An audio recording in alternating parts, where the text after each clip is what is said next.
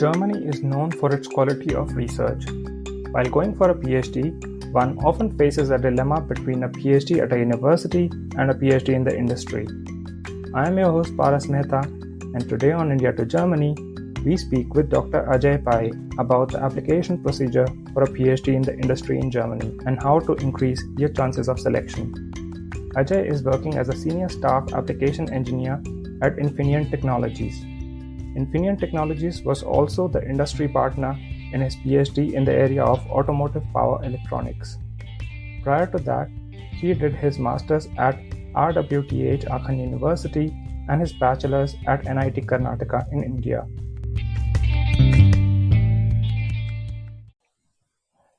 Hi Ajay. It's great to have you again on the podcast. Hi, Paras. The pleasure is mine. I look forward. Yeah. So, Ajay, last time we talked about the topic of industrial PhD. What is an industrial PhD? How does it differ from an academic PhD? Um, and today we want to talk about how to find and apply for an industrial PhD. Um, let's start with the topic of how to find a suitable industrial PhD. What would be your suggestion? How should one go about finding an industrial PhD? Yes. Um, yeah, I think a very valid and a very relevant question for someone who's looking for an industrial PhD. I think the first thing one has to see is an industrial PhD is from the company point of view, this is more or less like a regular job, which means one would have to look on the company websites for openings. Usually, high-tech companies publish from time to time PhD thesis openings on their website. So if a candidate finds something which is interesting to them, they can of course apply for this position like any job, any regular job. So this is one way, and the second way may be a little, let's say, better way. But of course, this takes time. Is to already right from an early stage of the masters to already align oneself in that direction, and to already start finding an internship or a master thesis in the company where the candidate might want to uh, pursue an industrial PhD. But of course, the challenge here is that one has to have this clarity from a very early stage of their studies. But normally, when one is already doing an internship or a thesis in the company, I think it's easy to convince the organization there to, offer them or offer them a PhD contract. So from Yeah. that point of view, I think this is the um, more, let's say, sure way of getting a PhD. Okay. Yeah, that's true. I mean, it requires then a lot of planning to first think about, okay, I want to do a PhD there and then apply for a internship or so before that. Yeah, yeah. And you said that the hiring process or the application process looks quite similar to the one for a normal job. What does the hiring process usually look like? Is it very competitive or with many rounds of interviews, or how is it like? Yes. Yeah. So I would say this is very similar to a typical job application where one finds openings on the website and then applies through the tool, or through third party um, portals like Zing or LinkedIn sometimes. And normally, because the PhD topics tend to be very specific, right? They are very, let's say, specialized in nature. I would say the number of applicants is not a lot. But of course, for example, if there is a very popular or a very uh, a well-known company which is applying or which is offering a PhD thesis, then I would imagine there would be several tens of candidates at least. So from this point of view, it is quite competitive. Okay. Yeah, and yeah, so Yeah, so I would say from the hiring process point of view, I think it's more or less similar to a regular job, at least in the first part. You know that candidate is providing his CV, his cover letter, motivation letter sometimes, and degree certificates, and of course any kind of recommendation letter or experience letter. This definitely helps. I Okay. think in case of a PhD, having a reference letter from a well-known professor or from a well-known expert in that field, I think this would help immensely. All right. Okay. Yeah. So I think this is the first part of the application. This is where it is very similar to a regular job application. Okay. But then there is also a second part of the application. So let's say the candidate has found a suitable opening on the website, has applied, and is called for interview. There could be several rounds of interview, and this is of course depending on the company, depending on the organization. So typically, because the PhD work needs super intense um technical work, usually the rounds tend to be very technical. So I think this is something one has to always prepare oneself for when applying for an industrial PhD. But what is also important is that because the PhD is often, or the PhD always has to have a university and a professor involved. At some part of the interviewing process, this is discussed.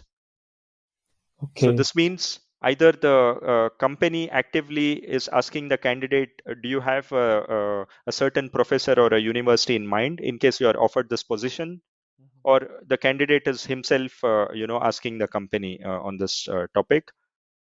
And normally, let's say when the interview process is very close to the final stage, the company and the candidate together, they align on potential university and a supervisor, and they also have a sort of a three-party interview with a professor to make sure that all are on the same page.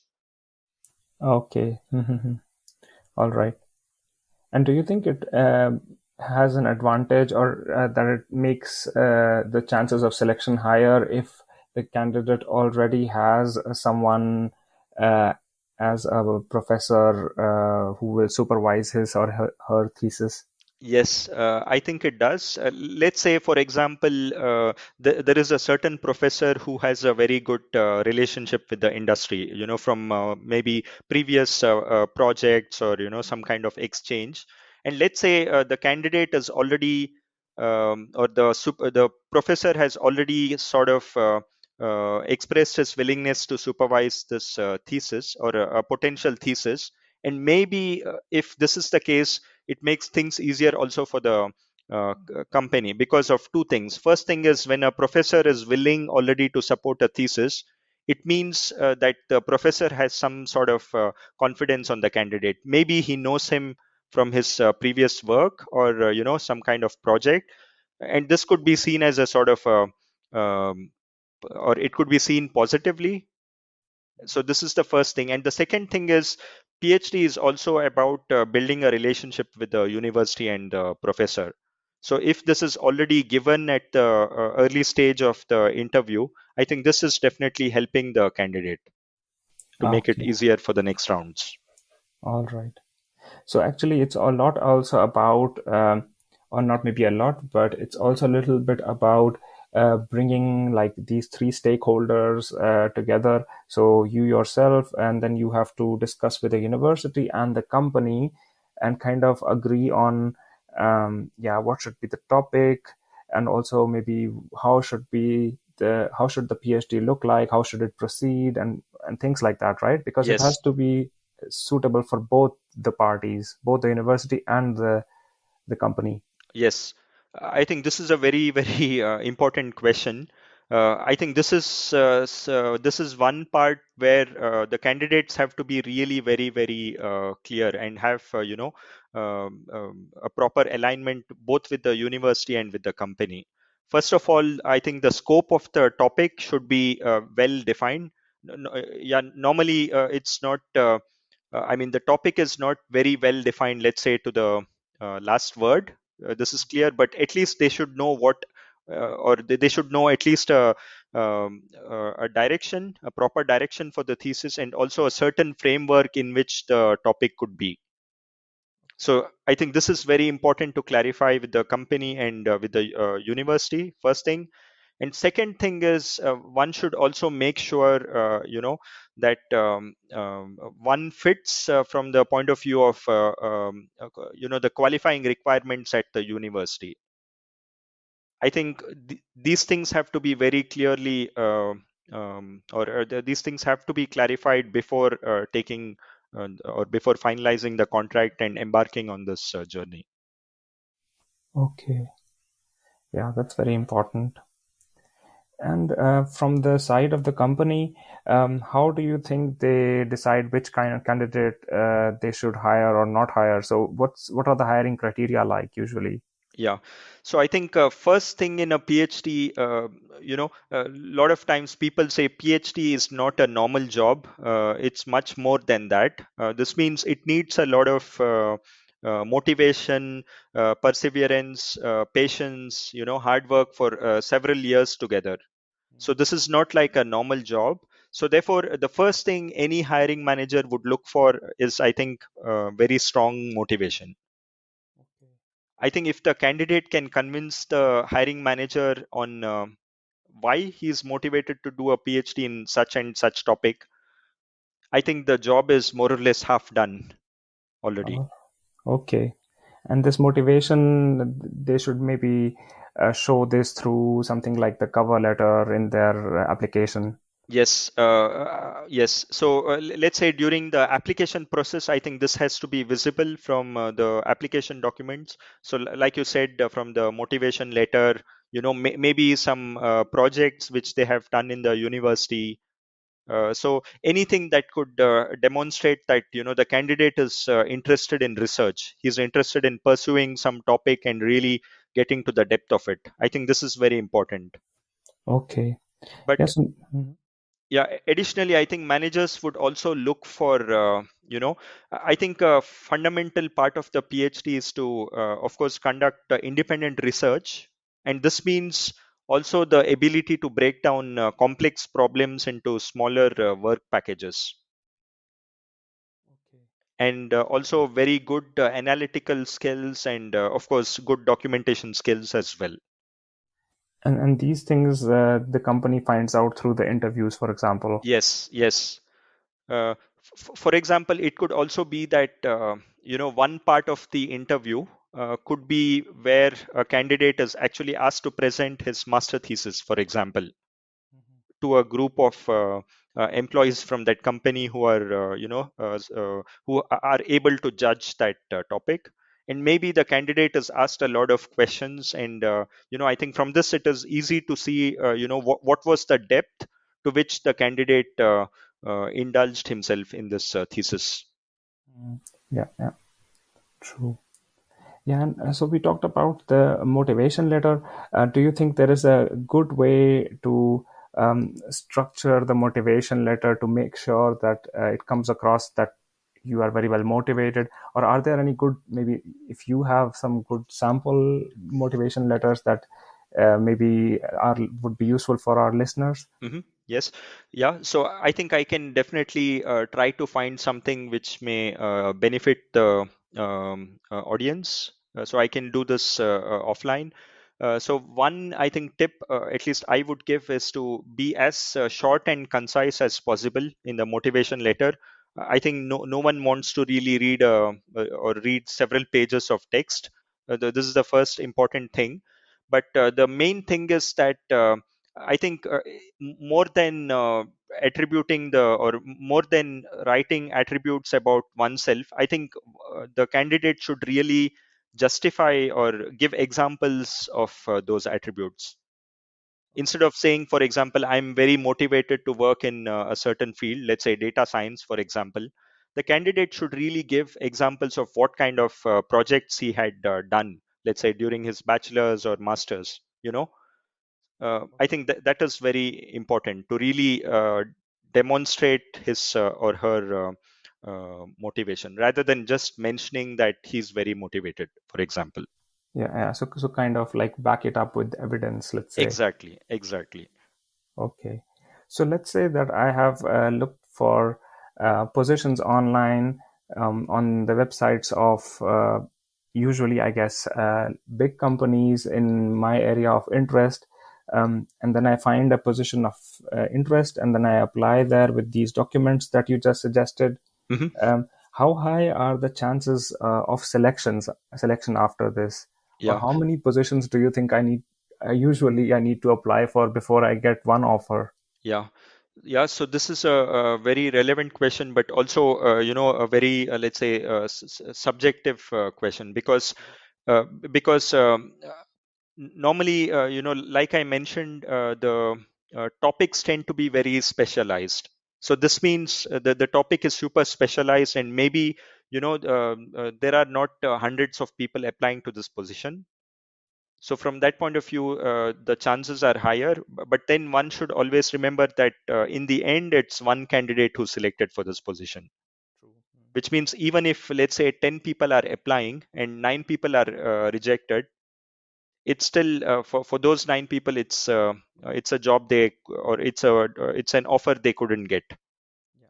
So I would say it would be hard for me to give, let's say, concrete numbers or in terms of chances. I can only say personally that yeah, I think it's best to keep options open. I think it's best not to rely only on one specific, position. I think instead of focusing purely on one company and one topic, I think I would rather focus on a couple of companies, and focus on at least a few topics instead of focusing on just one specific topic.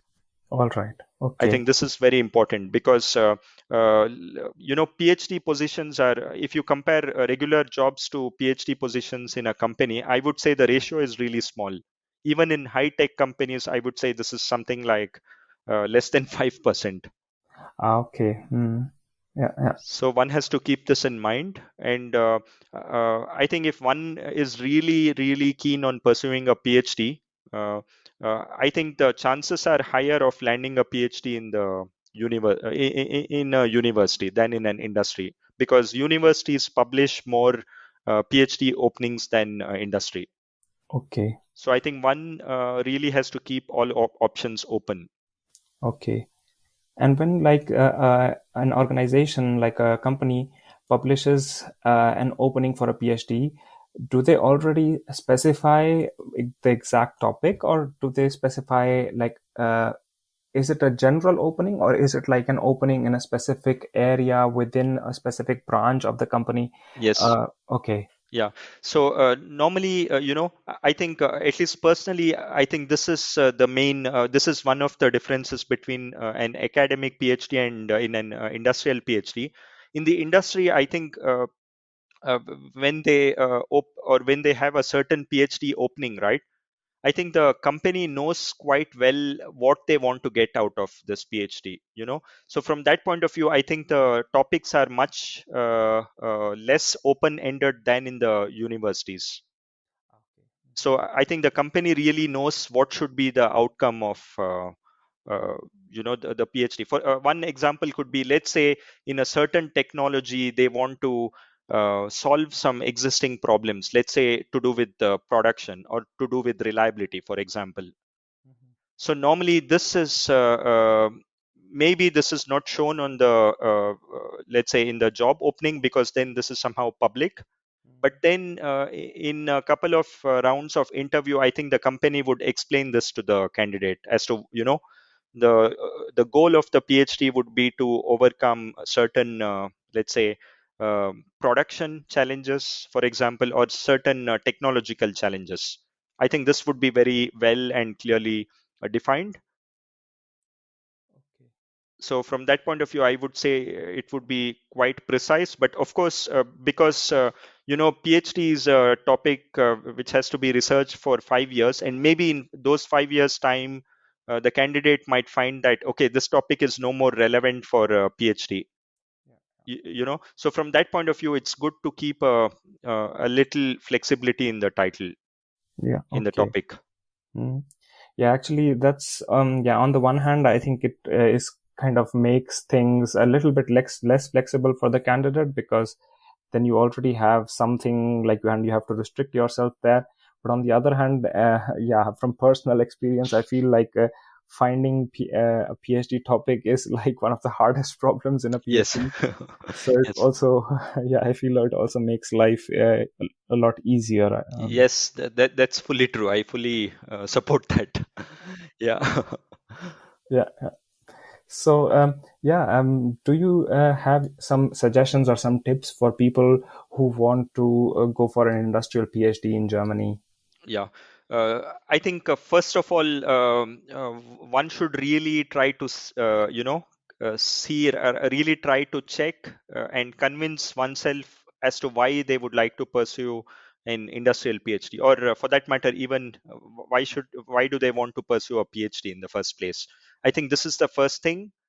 And the second thing would be to try to see, to try to contemplate and to try to see what is that topic which intrigues them the most. So I think this is the first thing. This will help the candidate arrive at what could be potential topics or areas where they could look for PhD topics. Because let me say, PhD is a topic which will take, let's say, at least several years of your lifetime. And also later, chances are high that the candidate will continue to work in that same area, right? Yeah, So that's true. so from that point of view, I think the candidate has to really be sure that he or she enjoys that area of work. I think this is really really important, first thing. And like I said in your previous podcast, I think motivation is really really important. One has to really be sure that they want to do a PhD in the first place. And once that is clear, I think the candidates should try to follow research papers, or articles, investment news, press releases, job openings, from the companies, to see where or which company could be a good fit for their topic. Maybe in this course they also figure out that, for example, a certain company is investing certain $1 billion in a specific technology, let's say. Maybe they already know that, okay, there might be some openings coming out from this investment, for example. Yeah, that's true. That's Yes. interesting. Yeah. Hmm. And of course, I think one should never underestimate the effect or the efficiency of having very good networks, at least in Germany. I think one should try to discuss with their colleagues or friends. So a lot of times it can happen that when you have a coffee with your friend, maybe he tells you that, okay, there is an interesting PhD opening in my company. Would you like to apply to that? I think this is also how some people land at some openings. So from that point of view, I think one has to really improve or make the best use of their networks. This is one thing. And yeah, another thing which is really important during the hiring phase is to make sure that one clarifies all the requirements, or all the qualifying requirements in the university. So, for example, for people who have had their master's degree in Germany, normally this is very straightforward. But for people who do not have a master's from Germany, they might be required to pursue some additional coursework, and this might also mean attending classes, giving exams. So, I think this is very important to clarify, especially if the candidate is not based in the same city or same town as the university. I Okay. think this is really super important. Also, important to clarify is the supervisor fine if the candidate writes his thesis in a language other than German? I think the candidate also needs to have some written confirmation from the professor to that effect. Okay. And another thing is to also align on, for example, what would be the nature of the PhD thesis. In Germany, there are usually two types of thesis. So one is the monograph style of a thesis, which is written as a single book. usually 80 or 100 pages. And the second one is the so-called journal type of thesis, where the candidate is usually putting together all the relevant publications published during the PhD, and then maybe writing just a few more pages, and this would be the PhD thesis. I think these things are very important to be clarified, ideally at the first phase of this PhD during the hiring process. Okay, Yeah, and maybe finally, I think once the candidate finds a suitable PhD, I think it's very important to remember that it is the journey that really matters the most, not the destination. So from that point of view, I would say one really has to enjoy the work of the PhD, and yeah, that would be all I would great. recommend. Yeah, no, great. Excellent tips. Yeah. Thank you very much, Ajay. Yeah, Yes, was my pleasure also to share all my experiences.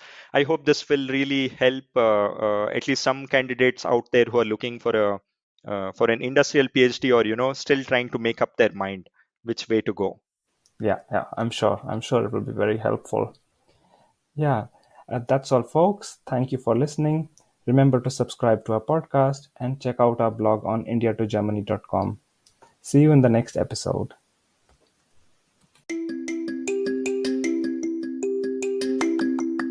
That's all, folks. Thank you for listening. Remember to subscribe to our podcast and check out our blog on indiatogermany.com. See you in the next episode.